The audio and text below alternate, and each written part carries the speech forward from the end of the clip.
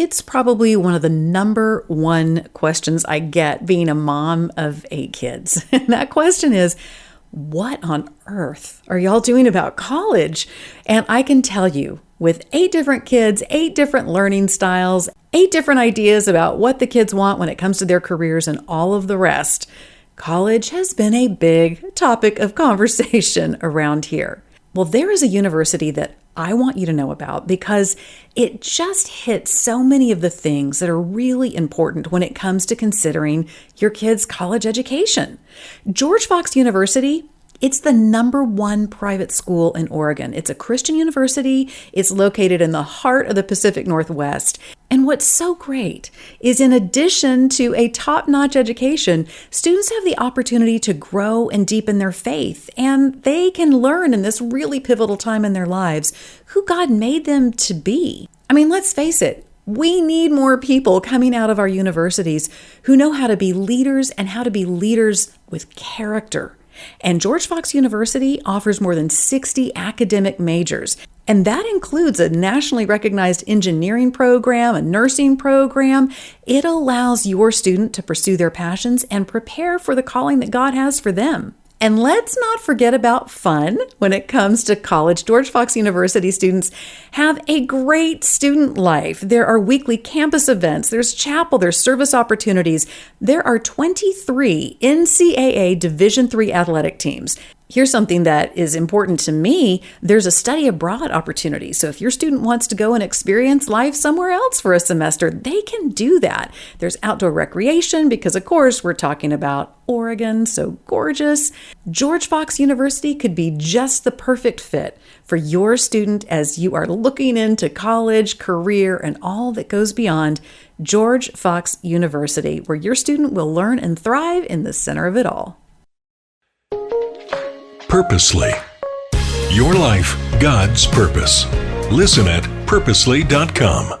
I think I see a lot of girls. I talk to a lot of people, doctors, therapists, just, what do you think is the biggest problem with girls today? And I hear a lot of them, especially the doctors, say promiscuity and just the culture that, like I said, the hookup culture. And I think the reason a lot of girls end up in that culture is because there's not a lot of dating, and They think that that's what it takes to get a boyfriend. They don't really realize how it's hurting them more than it's helping.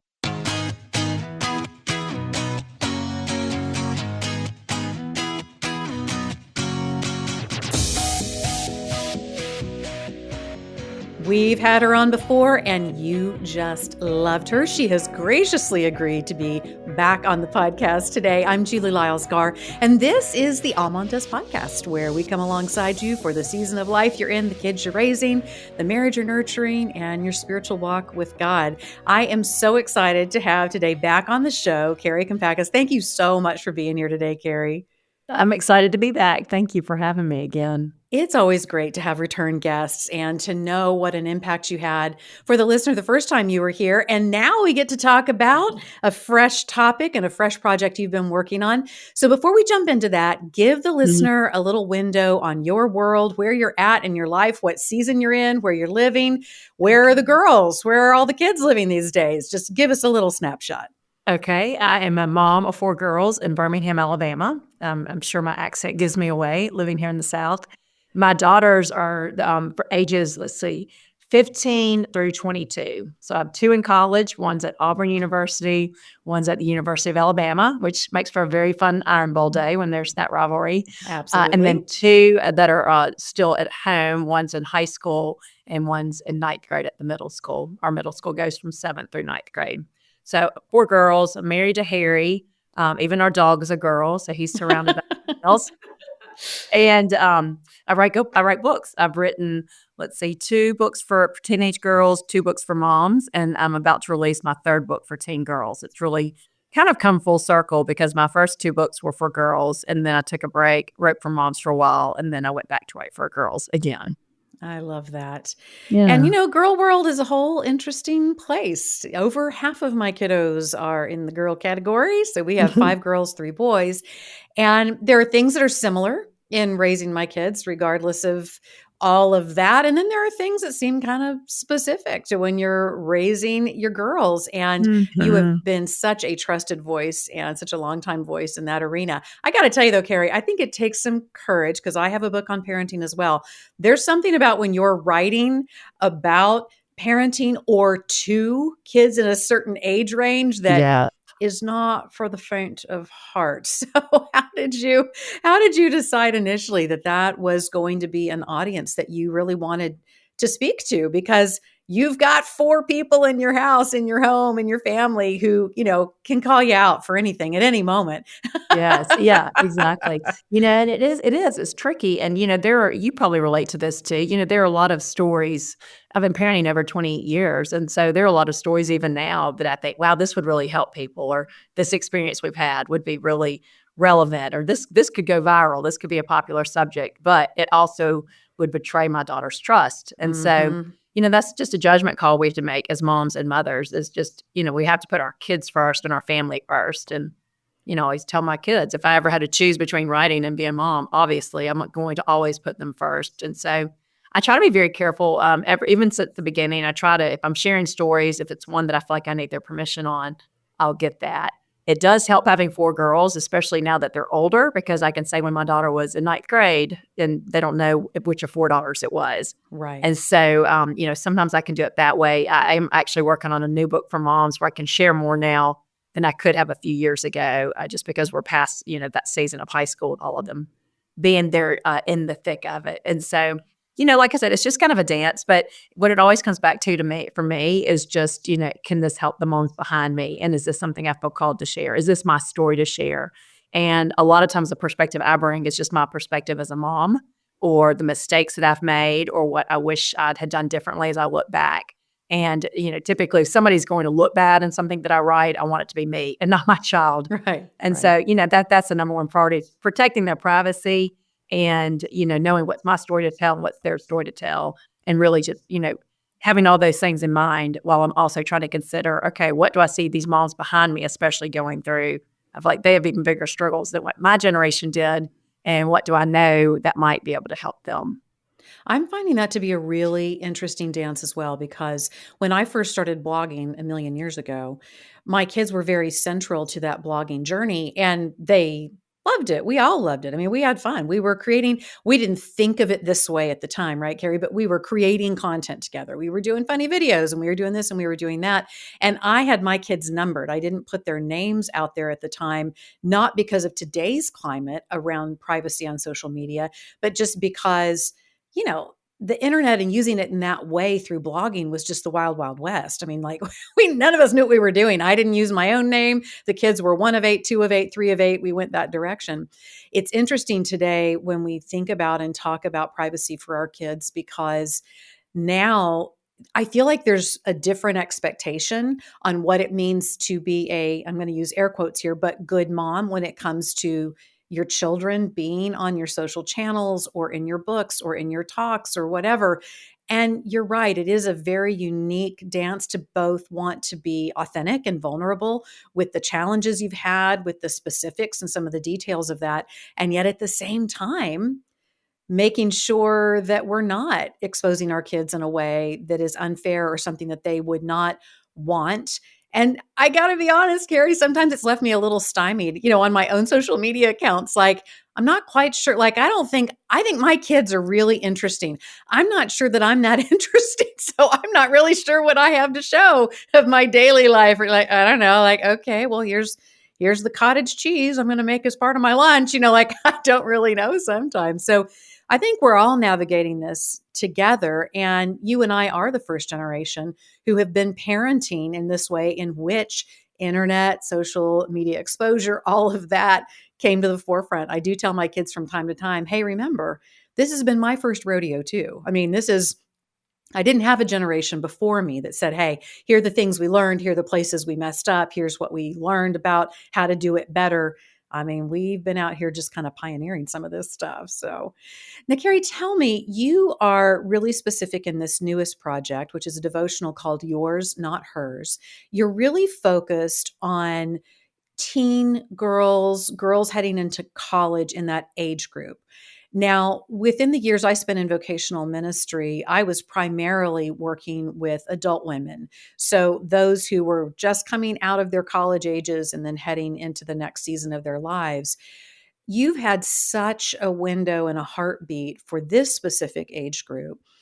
And I would love to get your perspective on what this generation today, who are in those high school years, those early college years, what does life look like for them today? What do their spiritual lives look like in the wake of a lot of deconstruction that's happened, in the wake of a lot of ministry leaders who have proved untrustworthy, and it's very public?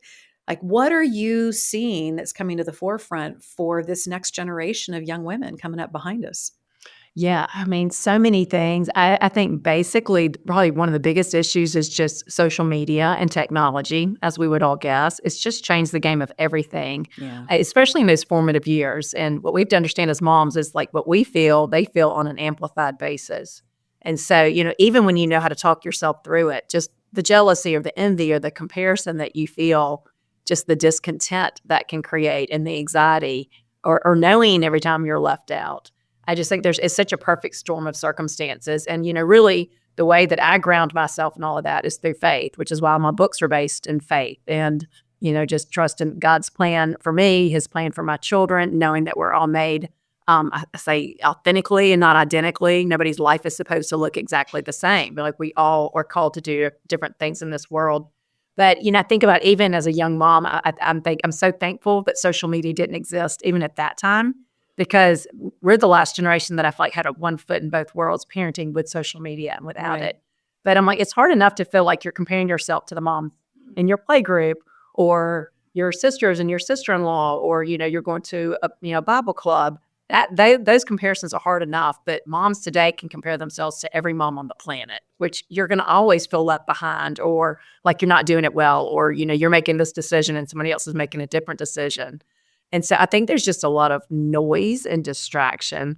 And so, and all of that too, I do also think with girls, I'm seeing a lot of issues with friendship, and they're really struggling in building strong relationships. And I mean, I think a lot of it is just the narcissism and the self-centeredness that can also be created with social media. And it's just, we live in a very me world. And I think we all know as adults that, the best relationships are going to be with two people who are givers, who both give. And if you're in a relationship with a giver, then you don't have to worry about somebody giving more at one point in time, because you're both giving based on what you can in that moment of time, what your capacity is. But I'm seeing that, a lot of girls, everybody wants good relationships. They want strong friendships, but they're not willing to be the friend they want to find. They're expecting a little bit more from their friends than what they're investing in actually being that friend. And so, social media doesn't help that either. If you're trying to get a lot of likes or trying to be an influencer or be famous, these girls now can make a career on, having this life online. We kind of stumbled into it. Like I said, you and I, we started blogging just for fun. It was my, distraction, just my, stress reliever from raising small kids. But from now, people, instead of going to get a real job out of college, people can, go be an influencer. And it just changes your mentality in a lot of different things. But yeah, I think that's the biggest struggle, is just being happy and content with your life and being confident in God's plan for you and what you're being called to do, even if it's different than what other people are doing. And that takes a lot of inner strength and character. And, from a mom perspective, I think it used to be that good morals, good values, the things that we wanted our kids to learn and be were often reinforced outside the home. But now what parents are trying to do inside the home is being undermined out in the real world. And so parents have to be a lot more intentional, but a lot of us weren't raised with intentional parents. I was raised in the 80s, and so it was a little bit more hands-off back then. But it could be that the culture was a little bit different, and just people had more values. I feel like we had, more of a moral code in society. And now we're, trying to prepare our girls. I laugh. I was like, with daughters, it's funny. It kind of changes because you're teaching them, be kind, be a light. Like, you want to teach them all the good things. But then as they get older, you're also like, I'm like, eyes in the back of your head, trust nobody. Right. Not everybody has your best intentions in mind. And so it's a world of good and evil. And anyway, I just think, it always goes back to faith for me. And so that's why that's really what I root my messages in, is just, the world gets crazy and loud, just to get quiet and still and just really pray about who are you being called to be. I think you're spot on in terms of, I think about in my own upbringing, I was not raised in the Bible Belt. I was raised in a Christian home. There was definitely a set of expectations that my parents had and a set of values that were placed on me. What's interesting in the community in which I was raised, even though I wasn't surrounded by all my friends all going to church on Sunday somewhere and all of them, sharing at least sort of this dialectical experience of faith together. What's interesting, Kari, is the parents in the community in which I was raised had pretty much all the same expectations of the kids. And right. And I'm not saying, everybody got it right all the time and there weren't some wild parties and some mistakes and all the things there were, but there was a network of parents who were all kind of looking out for each other and looking out for the kids. And that is such a different experience than today for a lot of our kids who are in those high school and moving into those college years. I tell you another thing I'd love to hear you talk about, Kari. I've been consulting on a couple of different projects in terms of dating today. And I can tell you that back when I was in those high school and early college years, dating relationships were a very central conversation. There was a lot of conversation about what it meant to find someone that you might want to spend your life with. And hey, I realize that some of that can sound like a lot of pressure, and we worry about people getting married too young and on and on and on and on. But when I take a look at both the young women in our faith communities and the young women who haven't yet found faith, and the dating landscape, it is so radically changed from anything that I feel equipped sometimes to understand and speak into. When I look back at my parents advising me in my dating years, dating for them, probably was a little more conservative and a little more formal, but the template of it was not radically different. Whereas today, it's just wild. I mean, it just doesn't. And even the age range that I have of kids. So I have a daughter who is 34 all the way down to my 17-year-old twins who are still in high school.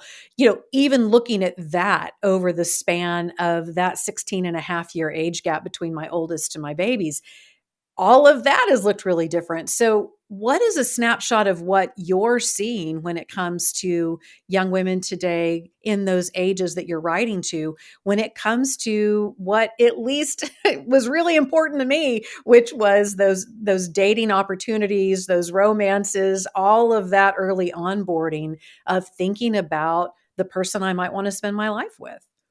Yeah, I think about this a lot, especially now that my girls are older. But yeah, dating's so different. And I feel like there was not so much pressure put on a date when I was growing up. And I meet so many girls, 25, 26, out of college, killing it in the working world. Beautiful, so smart, so cute, sweet girl. She would be an awesome mom, an awesome wife, and never had a boyfriend. And I'm like, girl, in my day and age, you would have had about 5 boyfriends by now. Yeah. But now it's just funny to me, even in college, that they're even for a boy to ask a girl out on a date, it takes so much. It's a big deal. They have to talk for a long time to even get to that point. And you talk to a lot of college girls and they'll say, they don't consider if a boy asks them to a party, say a fraternity party. To me, that's a date, but they're they don't count that as a date because he had to ask somebody that party. To me, it's a date. That would have been considered a date in my day and age, but it's so much pressure. A date is they take you to dinner. It's something separate, but there's a lot of pressure put on it. And I just don't think there's a lot of that happening now. And I thought about this for a while, and Sissy Goff did a podcast on this, and I'm she summed up exactly what I've been thinking. We're about the same age. And she said, when I was at the University of Arkansas, she said, there were some days that I had 3 dates. But it might have been a coffee date, a lunch date. It was It was innocent. It was low pressure. It was really about just getting to know people. Yeah. Getting to know people. And so she said, and I'm I kind of feel this way too, that she's I fear that sometimes when they aren't doing that, and then the first person they do date when they're 25 or 26, sometimes they end up with somebody they might not be the most compatible with because they don't have a lot to compare it to. Right. There's not a lot of experience to compare it to. So you combine that with we got that going on, but then you also have the hookup culture going on, which all is unhealthy in its own way.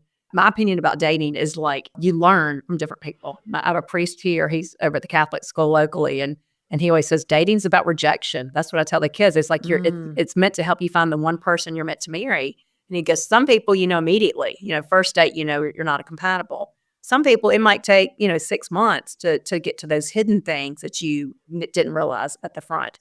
And so, I remember dating a boy for a while, and this is so little, but he like wouldn't hold my hand. He was always like, just would show no affection, especially in public.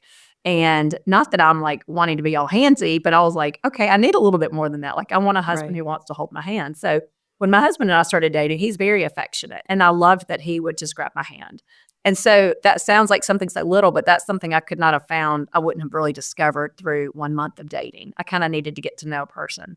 Right. So, I think, but I always tell girls too, I'm the same, but you want to keep it innocent because it's 99% guaranteed that most boys you date are not going to be your husband. So you want to keep that door open where you're going out, you're getting to know them, but you're also keeping it innocent enough that where, when you break up, if your kids become friends 20 years down the road, which very well may happen, we all know that we've seen that happen. We've all had that happen. People come back into your life. People come back into your life in these strangest ways. And if you've ended on good terms or good enough terms, and if you see dating as a way that you're also protecting them for their future spouse, whoever that may be, then you can both feel good about coming back together, realize that you were good for each other in that season of life. Like, that's kind of my philosophy of dating. And, I like the idea of dating because I love the idea of marriage. And I want more of this next generation to get married to the right people, to build strong families, to have children, to be able to enjoy that blessing in life. But I just see a lot of things undermining that in this day and age. Like I said, there's the hookup culture. And I think I see a lot of girls, I talk to a lot of people, doctors, therapists, just, what do you think is the biggest problem with girls today? And I hear a lot of them, especially the doctors, say promiscuity and just the culture that, like I said, the hookup culture. And I think the reason a lot of girls end up in that culture is because there's not a lot of dating. And they think that that's what it takes to get a boy's attention, to get a boyfriend. And then they don't really realize how it's hurting them more than it's helping. And then once you get it caught in that cycle, it's hard to get out. Yeah. There's a lot facing, I believe, our young women today when it comes to dating. And some of it has been a reset that's probably been needed in many ways in terms of girls feeling like they can have a voice about what they like and who they like and what they expect for their lives and how they want to be viewed as a partner in life. And I think those things are great to have those conversations about. And the flip side is it's become so odd, such a wasteland of just, as you were talking about, those social opportunities just to get to know people, to conversationally get to know people, and to just see what you like, what you don't, what feels compatible, what doesn't. We are missing. I know that some people might feel like, oh, that just sounds so old-fashioned, but I'm like, but let's look at the social reward of having that opportunity to, without pressure, get to know some people. That's huge. That's not based on something archaic or idealistic. That's just simply good math. And I hope that we have an opportunity with this next generation that they will get to experience some of that. Now, let's take a slight left turn. I think this does run alongside some of the ways that we view dating and romance and all of those things when we're in those high school and college years. But talk to me about body image for young women today. There's a big move out there about body positivity.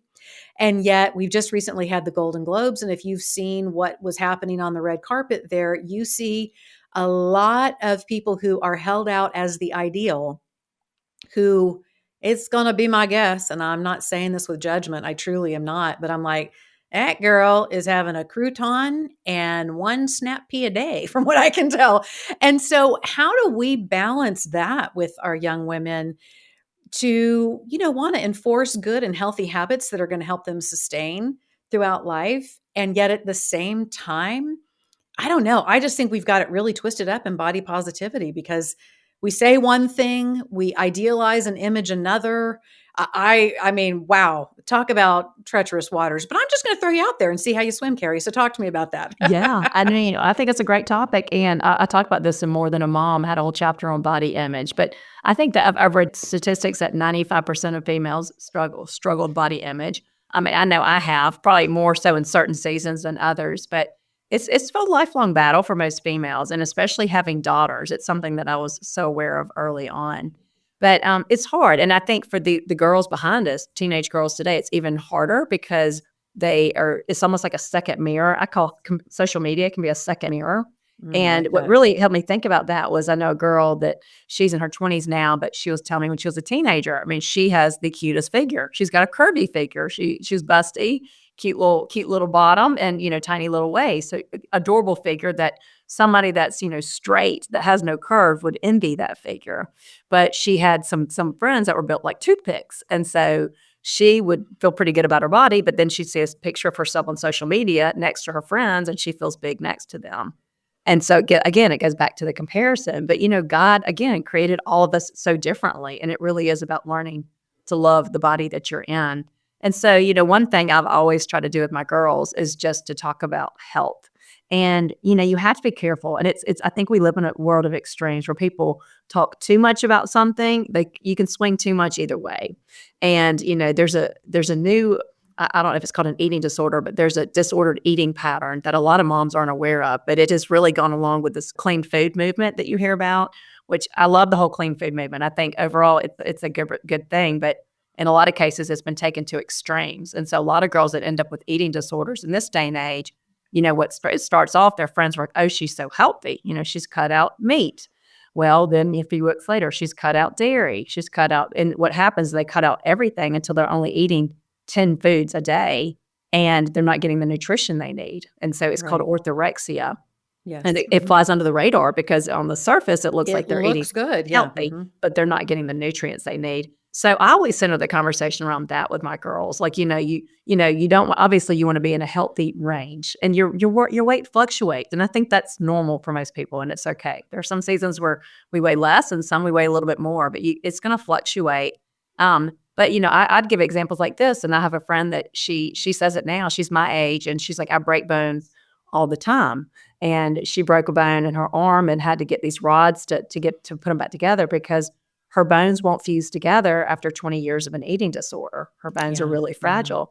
And I'm like, that's the kind of thing I think these girls need to hear. If you are starving yourself or, going to extremes to try to look like a certain ideal, your favorite celebrity or whatever, to fit into this dress, like you're really hurting your body. And I think the conversation is really about just seeing our bodies as temples and gifts from God. And, we want to be healthy so that we can live life to the fullest and so that we can do the things we're called to do.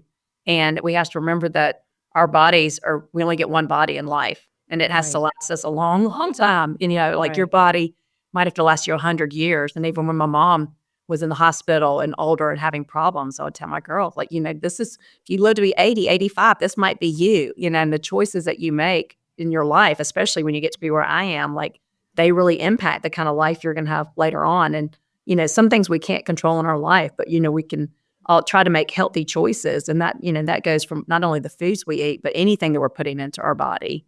Obviously, we don't want to go to extremes, like I said, because a lot of eating disorders happen from that. But also, I think part of the body positivity, sometimes there's so much body positivity that nobody's talking about teaching them what is healthy and what's not healthy. And I love the conversation that's coming out now, just the thing like Captain Crunch and the artificial dyes. And, these are cancer-causing agents that's in a lot of our food here in America. And it's true. You go to another country. My husband's Greek, so we've been to Greece a couple of times. And, I mean, I just remember going out to dinner there and waking up the next morning. And I'm like, I feel amazing. Yeah. And I didn't even realize that I feel bad when I go out to dinner here. Yeah, exactly. And I wake up because the dinner's delicious, but just the things that are in our foods. And so I don't know. It's kind of complicated, but I do think, centering that conversation around health, not making it an obsession, but it's really just, keeping ourselves mentally, physically, emotionally strong, spiritually strong, so that we can be the people that God created us to be and do the work that He created us to do. And that means prioritizing our health. Right. And modeling that for the young women coming after us, because I think that our generation's done a good job of modeling. You can do anything, #everything. And, we haven't always really shown how to have balance, do things well. I mean, and I'm guilty of it too. I did the long distance running for such a long time. And now we have all this stuff coming out about cortisol. And you see the ways in which we were trying to achieve and prove certain things to the next generation. And it is time for a reevaluation and an audit of that and to say, okay, Where did I create some good modeling when it comes to healthy living and balance? And where did I push the narrative of way overachievement that, there can be things you have to pay for later on when you do stuff like that. So I love your perspective on living well so that your future self has a better future. I think that's a really important thing for all of us, no matter our ages, to think about. Tell me about the title of this devotional for high school girls and girls heading into college. Yours, not hers. I'm curious about where the title came from and what it means to you. Oh, yeah, that's a great question. Well, long story short, I had another working title as I was writing it, and my original title was "Remarkable You." And my editors were like, "Well, we like it, but we think it might sound more like a children's book, so we need a new title."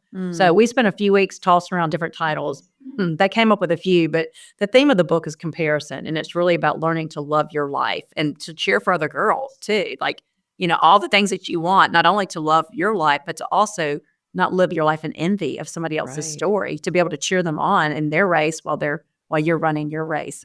And so I really was down to crunch time. My editor's like, "We need a title tomorrow." At the same time, I was going to an event the next day. And that morning I was flying to this event, and my host had a friend that would be flying with me. There were several of us that would be flying there together. And I was praying that morning. I was like, "God, I'm so consumed by this title." I had my daughters. My daughter was asking her boyfriend. We're getting opinions. What are we going to call this thing? Yeah. I could not. Nobody for the life of me could come up with a title. And I racked my brain, and I couldn't think of anything that I liked better. And I did not like the titles that they were giving me that they were going to use. And so I was like, "God, I need to be focusing on this event, but I can't because I'm consumed by this title." And I was like, I'm going to give it up to you. And so, which is kind of unlike my personality, because usually I'll stress until the last minute. So anyway, we're on the plane, and we just have a good dynamic, the women that I'm traveling with. And I'm kind of praying, like, should I bring this up in conversation? I don't really know these people that well, but I need some help. And so I was like, "Y'all, can I ask y'all a question?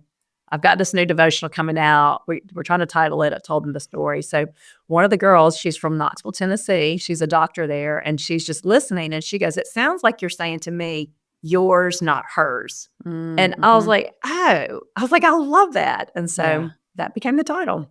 I love that. That is one of the things that I always tell when I'm doing collaborative ghostwriting, book coaching, all that, and people want their title right off the top. They're like, the book's not even written, and they're like, "I want to call it this." And every now and then, Kari, you know this from writing, you will have the title, it'll be there, and it'll be the title that is always there. But so much more frequently, it feels like it is something that it kind of names itself after it comes to be. And you have to trust that, but it can be very hard to do. I love that concept of a title because that really is the message, right? That we are to care about others, we're to have compassion toward others, we're to serve others, but it doesn't mean that that's the measuring stick by which we need to be consumed about how we see our own lives. So that, I love that explanation of yours, not hers. I think that's fantastic. What is your hope in how people use this devotional, whether moms are using it with their daughters, if it's a gift that someone receives? You've left journaling space in there. You have different topics. You have different things. What you've said that the journey really is about helping someone embrace their life and really see the beauty in what God has created for them and their path. How do you hope somebody comes out the other side of walking through this discipline of going through these devotionals, doing the journaling? What's your best hope for them when they get to the other side? Yeah, that's a great question. I hope when somebody gets through the 40 days, the 40 devotions, I hope they think, wow, God is doing kind of a cool thing in my life. I actually like the life story he's writing through me. And to really embrace that. And that means the good and the bad, even the hard things they've been through, the hurts, the disappointments, even if it was something traumatic from the past, understand that their life isn't over and none of it's going to go to waste, that God is weaving all of this together. And, if you look at people that do really amazing things in this world, a lot of times it is from their pain or their suffering, that there's a way to take it and create good from it. And to know that really is what can make them a powerful force for good. And, something that's really become my message for girls, especially as I'm speaking to them, just the crazier our world gets and the scarier our world gets, is that, you are here to be a powerful force for good in a world that is hungry for light, in a world that is really dark, and where a lot of people don't have hope. And, they can speak to their own generation better than we can speak to their generation, right. and to not underestimate the power of their influence, that they don't have to have a perfect life to influence and impact others. In fact, it's probably the struggles they go through that people are going to relate to most, and just really seeing the beauty in that, and just knowing that that's what's going to help them build resilience, is what's going to help them find their life purpose, and to help bring others to faith too. That's fantastic. Well, again, I love the name of the book, Yours Not Hers, 40 Devotions to Stop Comparisons and Love Your Life. And again, listener, this is geared toward girls ages 13 and up into those college years. But you know what, Kari, I probably should do a little walkthrough of a lot of the devotionals myself when it comes to this comparison game that we continue to fight, no matter the age that we are, and also for helping equip with the young women in my life, the girls that are still living in my house, that I want them to feel good and to know that God's got them. God has a beautiful life for them and for their friends and the people that they love as well. Yes. Kari, where can the listener go to find you, to interact with all the great content you put out there, to find the book, all the things? Yes, I have a website, and also I'm on Instagram. I'm probably the most active on Instagram, and then Facebook. And then also the books are all on Amazon. This book comes out January 21st. And my other 4 books are on Amazon as well. And then I also have the Girl Mom podcast, which I'm a little bit spotty. I'm not as regular and good at it as you are, as being consistent. But I'm hoping to do a little bit more this year. Fantastic. Well, Kari, as always, what a treat to have you on. Thank I just you. love it when you're here. Thanks for being on and making the time. And congratulations on this newest tome to this generation of young women that you love so much and you have such a heart for. I really appreciate all you do. Thank you. I always love being with you. Thank you, Julie. All right, listener, you know the marching orders. Rebecca puts together great show notes each and every week. You can go there and find all the links that Kari and I have talked about today, and where to find the book and where to find Kari on social media. And while you are wandering around on your browser, I would love it if you would check out AllMomDoes.com and AllMomDoes on all the socials. It's a great community of women in the same seasons of life that you're in, asking the same questions, looking for solutions, looking for inspiration. You'll find it there with All Mom Does. And I'm like Kari, I hang out primarily over on Instagram. So I would love to see you there. I'm Julie Lyles Carr, and I'm Julie Lyles Carr all the places. So come see me. I want to hear your questions. I want to hear guests that you want to hear from. I want to hear topics that you're wondering about. All those things really help inform us and plan and bring great people like Kari on each week so that we are meeting the needs and answering the questions that you have, and not just the questions and needs that we have, although we also like to bring on guests that answer those things for us. So be sure and let us know where you listen, what you're wondering about. Share this link with this episode with a friend. That's one of the best thank yous you can give us. And I'll see you next time on the AllMomDoes podcast.